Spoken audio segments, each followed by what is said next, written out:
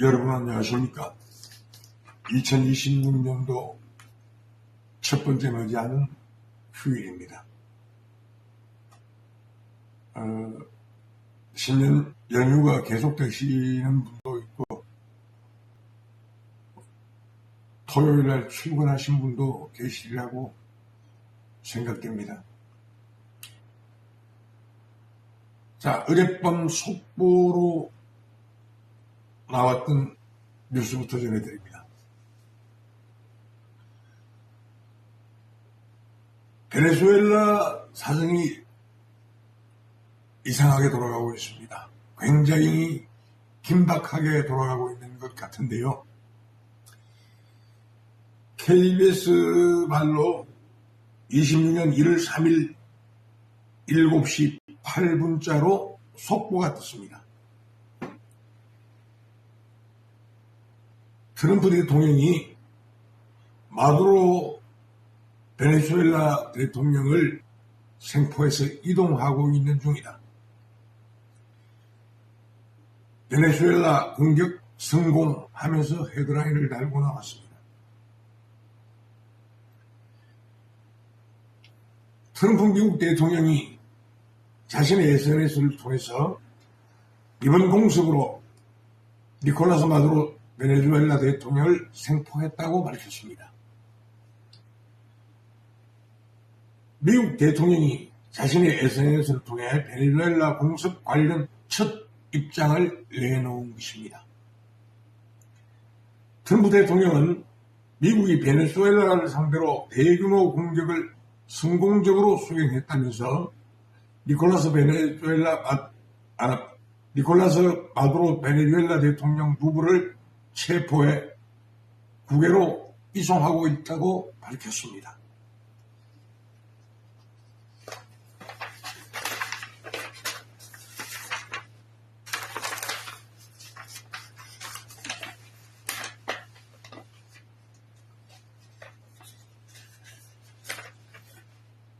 앞서 트럼프 대통령은 해상에서 베네수엘라 마약 운반선을 격침한 뒤 마약 유입이 줄어들었다면서 지상전 가능성을 내비추었습니다. 현재 트럼프 대통령은 지난해 말부터 플로리다 마르라고 사저에 머물고 있습니다. 이곳 시각으로 오전 11시 한국 시각으로는 새벽 1시에 관련한 언론 브리핑이 예정되었는데 트럼프 대통령이 직접 나서 이번 공습에 대한 경과를 발표할 가능성이 높다고 외신은 전하고 있습니다. 자, 우리는 이걸 어떻게 생각해야 될까요? 베네수엘라가 경제적으로 굉장히 어려움도 겪고 있고 또 미국으로 봐서는 미국에 들어오는 마약의 상당한 수가 베네수엘라를 통해서 들어온다고 믿고 있죠. 그리고 불법 이민자들 이런 문제 때문에 트럼프 대통령이 언젠가는 베네수엘라를 손보겠다, 마두로를 손보겠다고 공공연하게 말을 하고 있었습니다. 우선 원유 선박이 납포됨으로써 이들과 깊은 관계를 맺고 있는 소련과 중국이 에너지 수급에 굉장히 큰 타격을 받지 않나 이렇게 생각합니다. 특히 중국이 그렇겠죠. 그리고 베네수엘라 같은 경우에는 석유 수출이 정상적으로 이루어지지 않고 있었습니다. 미국이 이 제재를 내려놨기 때문에. 그래서 유령선단이라고 해가지고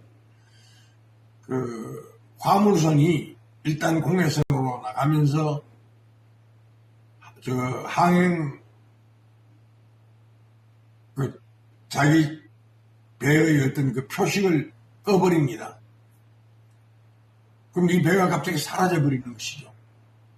레이더상에 사라지고 그냥 유령선박처럼 공해를 항해해서 미국이 제재하고 있는 그 제재법을 피해서 수출을 하고 있었거든요. 이 에너지 수요가 중국이나 소련은 큰 그 수입성이 되어 왔습니다. 인도도 마찬가지고요. 근데 이 에너지 수출을 트럼프 대통령이 목줄을 딱 끊어지고 잘라버린 겁니다.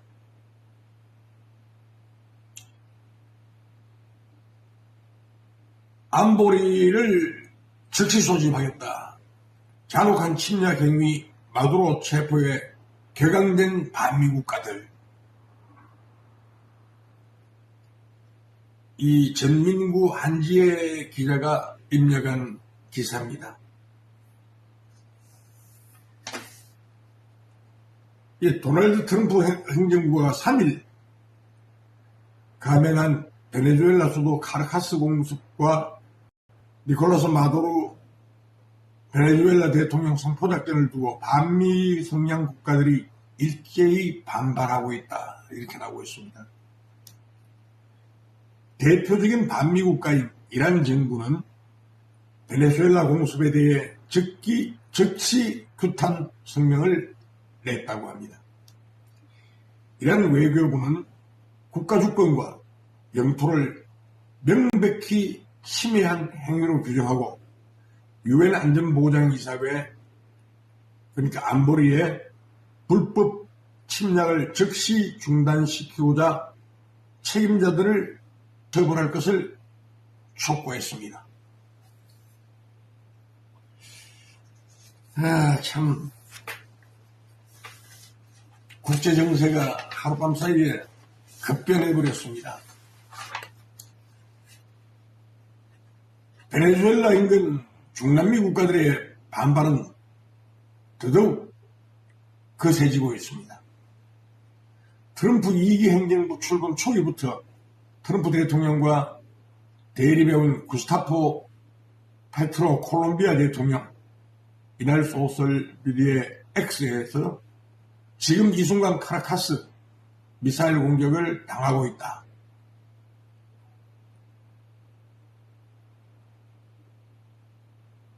또 안보리가 즉시 소집되어야 한다며 국제법에 따라 베네수엘라 침략 행위를 논의해야 한다고 주장하고 있습니다. 또 베네수엘라 난민 유입에 대해서도 대비하겠다고 밝혔습니다.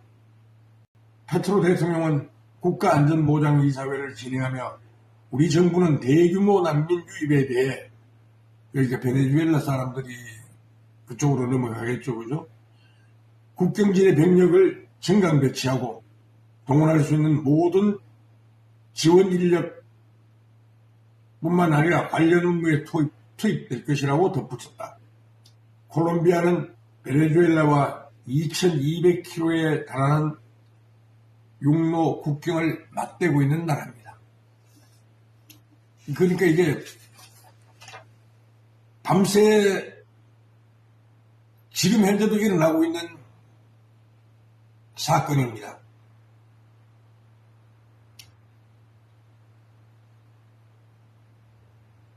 이 사건이 어떻게 진행될는지 아직 오리무중입니다. 중남미 국가들의 반발이 굉장히 거센 걸로 알고 있습니다. 아마 아침 무렵에는 정확한 뉴스가 나오지 않겠나 이렇게 생각합니다. 속보가 없기 때문에 속보에 대해서 잠깐 간략하게 말씀드렸습니다. 자,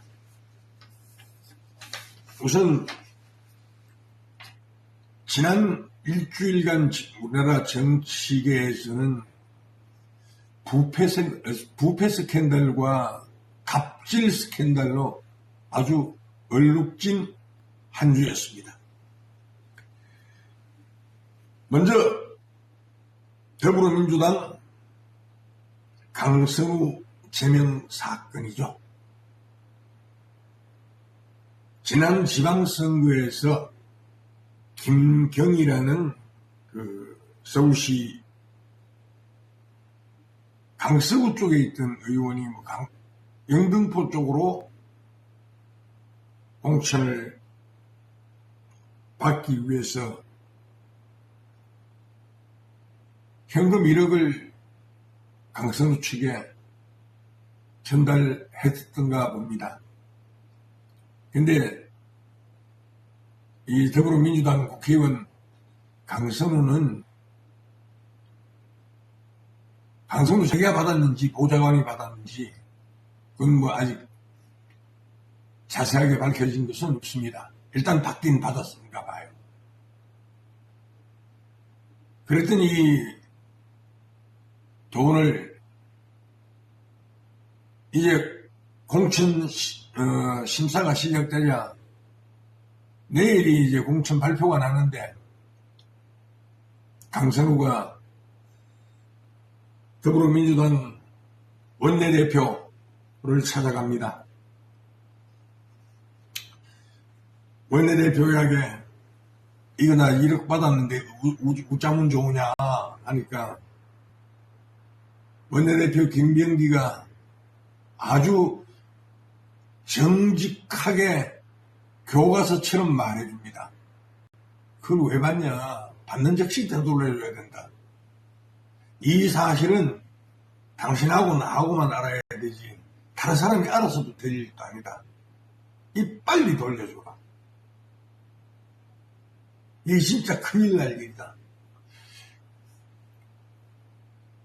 더불어민주당 원내대표 김병기의 말에 따르면 아주 표준적인 모범적인 답변을 내놓고 있습니다.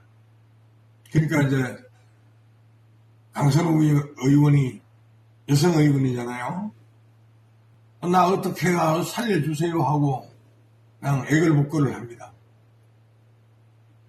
그리고 녹음은 뭐 끝이 났는데 그 다음날 대구시 의원 공천자 발표에 문제가 됐던 김경씨가 단수공천으로 공천됩니다. 원래 그 지역에는 세 사람의 경선 후보자가 있었던 모양인데 단수공천으로 김경이 확정됩니다. 김경이 경선 룰에서 배제가 되는 사연이 있었기 때문에 애초에 공천돼서 안 될 인물이었다고 해요. 다주택자이고 뭐 그런 연관된 것이 있어가지고 이건 공천돼서 안 된다고 했는데 돈 1억 사건을 더불어민주당 원내대표 김병기와 강선우가 상의한 끝에 김병기는 아주 표준적으로 이건 범죄고 받아서도 안 되고 내가 알아서도 안 될 문제다 하면서 강선우를 꾸짖었는데 정작 그 공천을 하는 심사하는 날에는 더불어민주당 원내대표는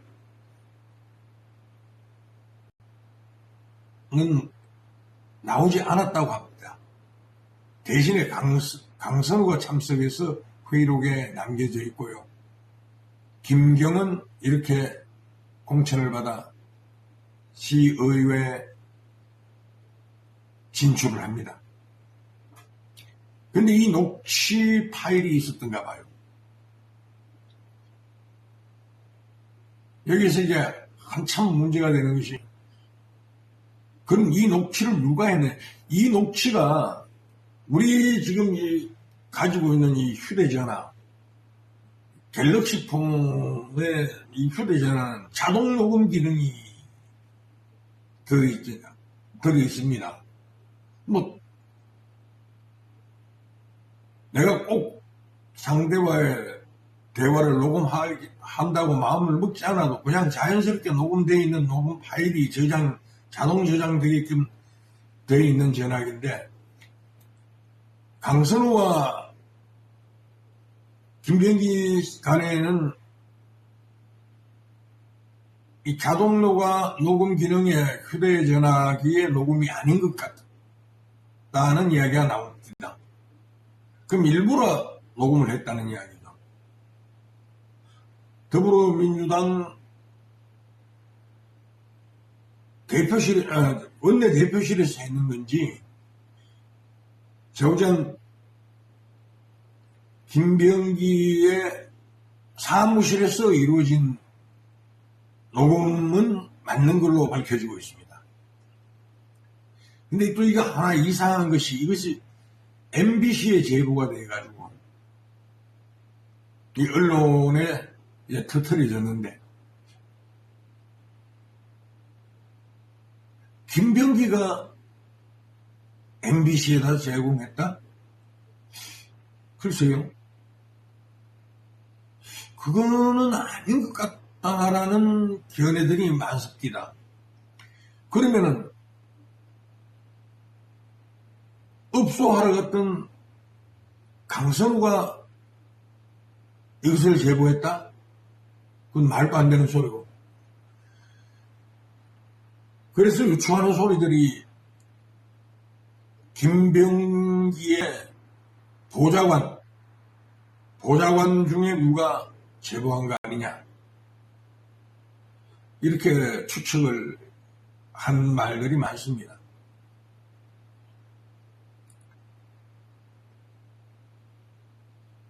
그 보좌관이 했든 누가 했든 간에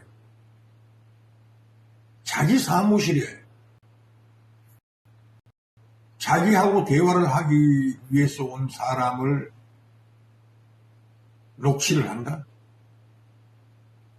물론 더불어민주당 원내대표 김병기는 국정원 출신이기 때문에 어쩌면 그 녹음이라든가 상대하고의 그 대화 내용이 남을 수 있는 그런 어떤 그 훈련된 기법을 가지고 있는 사람은 맞는 것 같아요. 국정원에서 오랜 생활을 했으니까 직업적으로 상대의 약점이라든가 아니면 중요한 이야기 같은 경우에는 꼭 녹음 내지는 무슨 어떤 형식으로 남겨놓는 것이 그 사람 직업의식상 아주 잘 되어 있었던 거 아닌가, 이런 생각도 해봅니다. 아무튼 이 녹음이 MBC의 전파를 타고 나가고 난 뒤부터 민주당에 이상한 기류가 생겼습니다. 자, 우선 그 강선우는 더불어민주당을 탈당했습니다. 내가 나가서 깨끗함을 밝히고 다시 돌아오겠다 했는데, 정청래 당대표는 강선우가 탈당을 하든 말든 강선우를 더불어민주당에서 제명 처분해버렸습니다. 국회의원이나 그 당원들이 그 당으로부터 제명 처분을 받으면 더불어민주당에서는 규칙이 당규가 5년 동안 재입당이 안 되는 걸로 알고 있습니다. 5년. 그러니까 강선우한테는 사약이 내려진 거죠. 그게 무소속으로 가버리는 거예요. 김병기 원내대표는 조금 다른 기류가 있습니다. 윤리위에 넘기기로 했는데 비공식으로 일단 감사를 하고 있는 것 같고요. 빠른 결론을 내리겠다는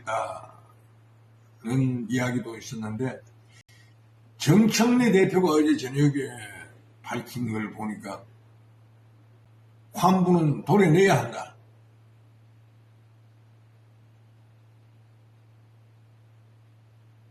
아주 강력하게 진상조사에 나설 것을 말로서는 예견을 합니다. 말로서.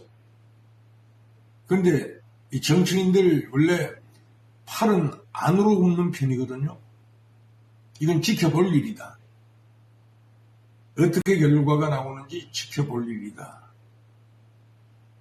한 것이 현재 정가의 입장인 것 같습니다. 자, 두 번째 이슈입니다. 우리 공무원이 서해에서 북한군에게 피살된 사건이 있었습니다. 횟수가 꽤 됐죠. 6년 동안 재판을 벌이다가 난 결심이 무죄의 판결이 나왔습니다. 이래진 씨 사건인데요.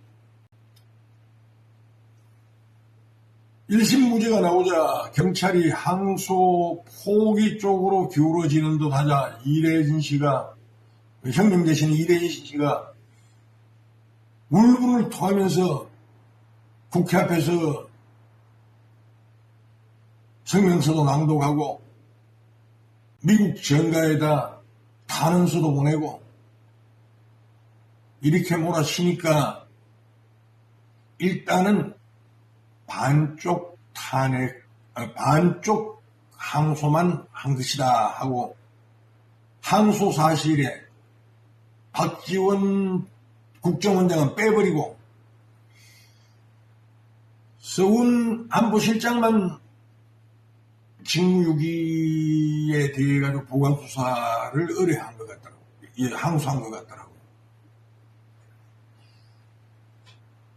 그런데 이 사건은 진보이든 보수이든 그걸 떠나서 대한민국 국민이 북한에 표류된 상태에서 아주 오랜 시간 잡혀가지고 끝끝내 북한에서 살해를 하고 시신까지 불태운 그런 사건인데, 하나 더 억울한 것은 그 붙잡혀 있을 상태, 대한민국 정부에서 이걸 알고 있었다는 것이 지난 국정감사에서, 감사원 감사에서 밝혀진 사실입니다. 자국의 국민이 적국으로부터 붙잡혀 있는데 어떤 채널을 통해서라도 구조 요청을 해야지. 그 붙잡혀 있고 있는 동안에도 국정원에서는 입 다물고 있었고, 살해되고 난 이후에도 그냥 실종되었다고 서해안 NNL 지역을 우리 해경 순시선들이 실종 수색 작업을 벌였다고 합니다. 이미 살해되어서 불태워진 이후에도 우리 해경들은 NNL 부근에서 실종자 수색 작업을 했다고 합니다. 이게 무슨 코미디 같은 짓입니까? 이 사실을 국정원과 대통령실은 이미 알고 있었다는 것이 감사원의 주장입니다. 26시간이나 기체가 됐으니까요. 우리나라 국민이 북한군에 의해서 살해되고 불태워졌는데 그걸 뻔히 알고 그 사실을 알고 있으면서 NNL 남방에서 우리나라 해경선을 띄워서 실종자를 수색한다는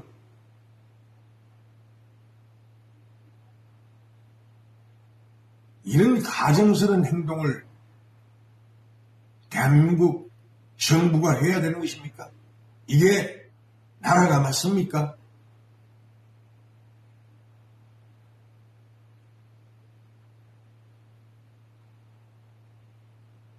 그런데 이러한 사실들은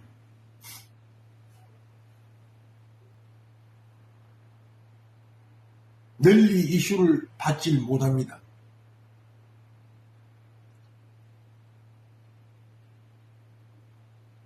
북한과의 관계에서 더불어민주당이 취하는 행태는 이상하리만큼 포용적이고 그들의 입장에서 먼저 우리가 이해해주고 혹시 남북관계에 남북 대화를 하기 위한 어떤 그런 작업에 걸림돌이 될까봐 우리 스스로가 고개 숙이고 우리 국민이 거기에서 살해당한 이 억울한 시점에서도 아무 말 한마디 못하는 정부가 되어 있는 것입니다.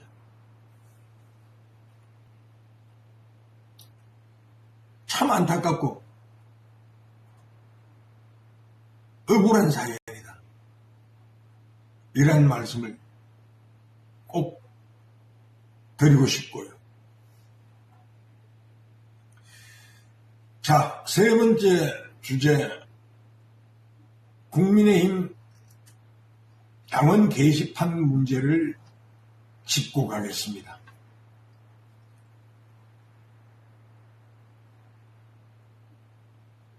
이게 벌써 1년도 더 지난 이야기죠.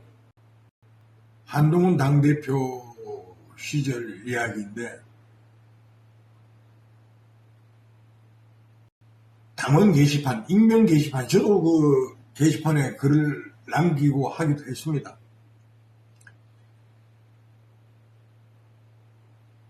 한동훈 가족의 그 IP가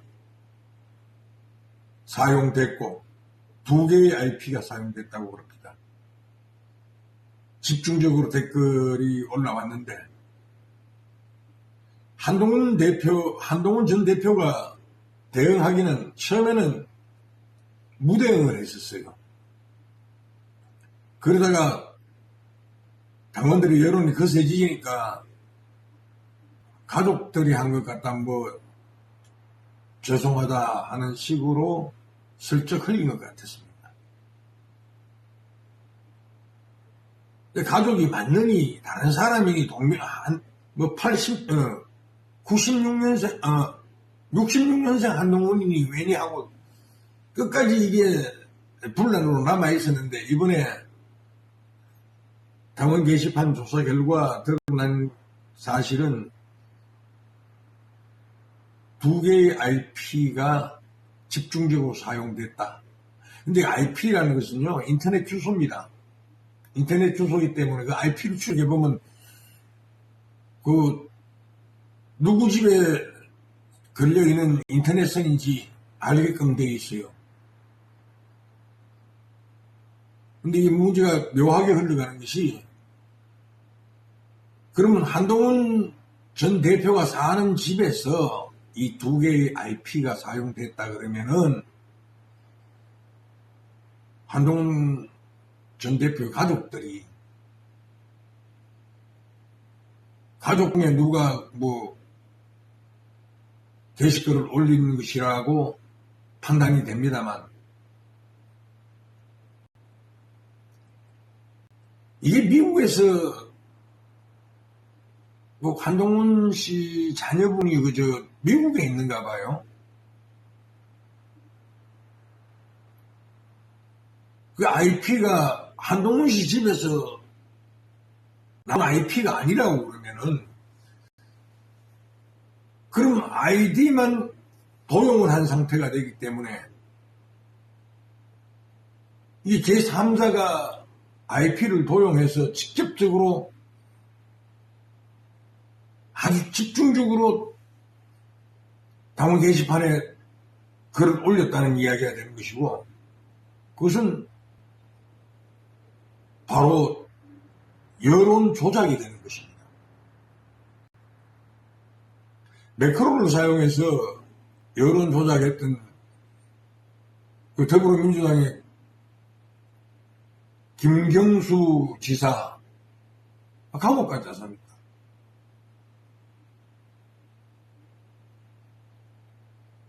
이거나 그거나 다를 게 없습니다. 이 아이디를 도용해가지고 그냥 집중적으로 아이디 주인이 아닌 다른 사람 손에서 이게 집중적으로 올라갔다 그러면은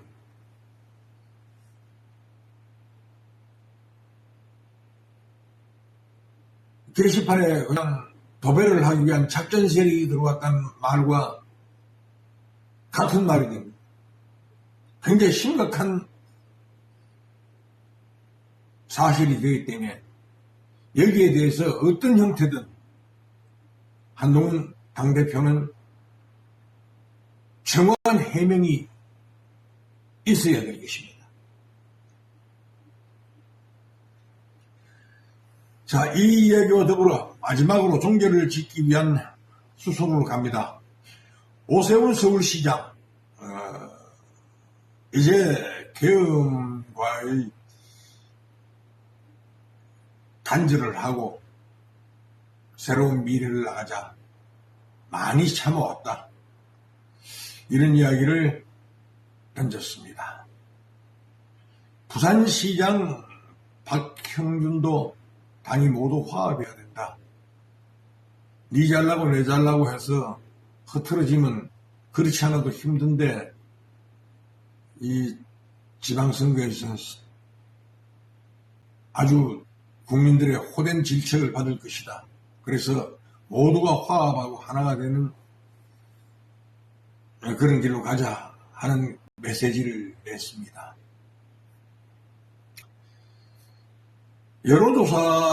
어저께 나왔던 여론조사를 보니까 오세훈 서울시장이 더불어민주당 소속 서울시 시장 후보 어느 누구하고부터도 거의가 박빙이거나 열세로 나오고 있습니다. 부산도 마찬가지죠. 부산도 전재수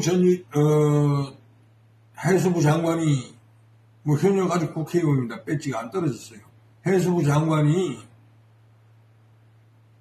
부산에다가 해수부 이전 공약을 걸고 했던 게 아직까지 살아있는지 현역 부산시장보다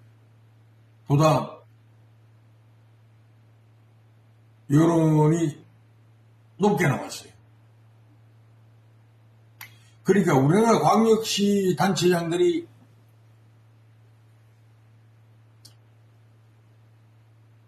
굉장히 불리한 입장에 놓여 있다. 현 상황에 국민의 여론을 보면은 보편적으로 광역시 단체장이나 지방단체장은 현역 프리미엄이 있기 때문에 도전자가 거의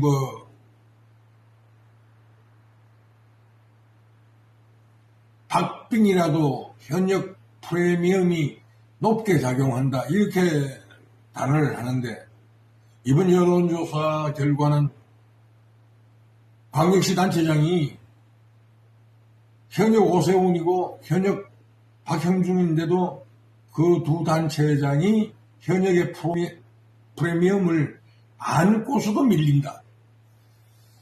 국민의 여론은 그렇게 사단하게 식어 있다 하는 점이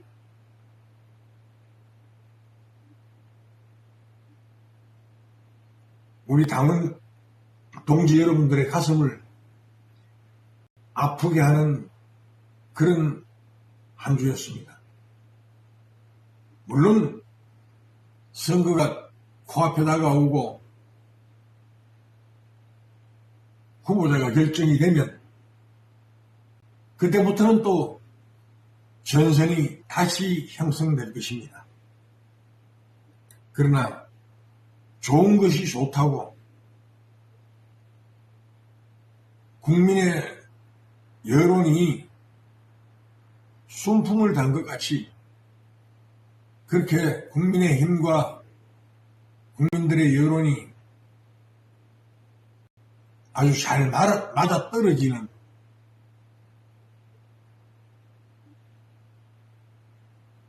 그런 정책을 개발해야만 이번 6월 지방선거에 국민의힘이 그나마 조금 더 살아남지 않겠나 하는 암울한 생각을 가지지 않을 수가 없습니다. 첫 주 희망의 말씀을 드려야 되는데 현재 정가에서 일어난 일들이 여든 야든 별로 희망스럽지 못한 일들이 되어서 방송하는 저도 참 잡잡한 심경입니다. 자, 오늘 여기서 줄이겠습니다. 황하수의 횡설수설 정치 토크, 한 주간의 중요 이슈를 모아서 정리해드렸습니다. 안녕히 계십시오.